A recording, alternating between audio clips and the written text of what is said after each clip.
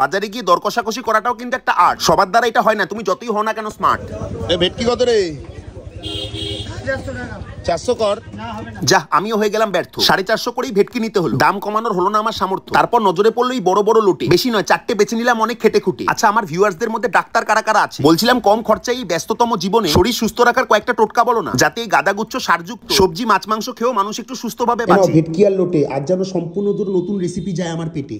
বললেই কি হয়ে গেল, রান্না করতে অনেক খেটে। তবে মা রেখেছিল আজ কথা, গন্ধরাজ লোটের সাথেই ভেটকি দুধেশ্বরী, নতুন এই দুটি আইটেম দেখে ঘুরে গেল আমার মাথা। তবে গরম ভাত দিয়ে এরকম কচুর বড়া খেয়ে খুললাম আজকের খাতা। আগের দিন কচু বাটার পর কিছুটা অবশিষ্ট ছিল, সেই সুবাদেই আজ শুরুতেই বড়াটা পাওয়া গেল। তারপর ঢেলে নিলাম এই ভেটকি দুধেশ্বরী। দেখো, রান্নার রও আমি বুঝি না, তবে নারকেলের দুধ দিয়ে বানানো বলেই এমন নাম, এইটুকু বলতে পারি। ব্যাস, আর কি, খাওয়ার গতি বেড়ে গেল। আজ মনে হয় ভাত খেয়ে ফেলবো এক হাড়ি। শেষে পাতে পড়লো এই গন্ধরাজ লোটে, এটাও আজ প্রথমবার খেলাম। গ্রেভিতে হালকা টক টক ফ্লেভার, সব মিলিয়ে দারুণ। এটাও খেলাম চেটে পুটে। কি লোভ দেওয়া হলো? যাওয়ার আগে সাবস্ক্রাইবটা করে ফেলো। Bye bye.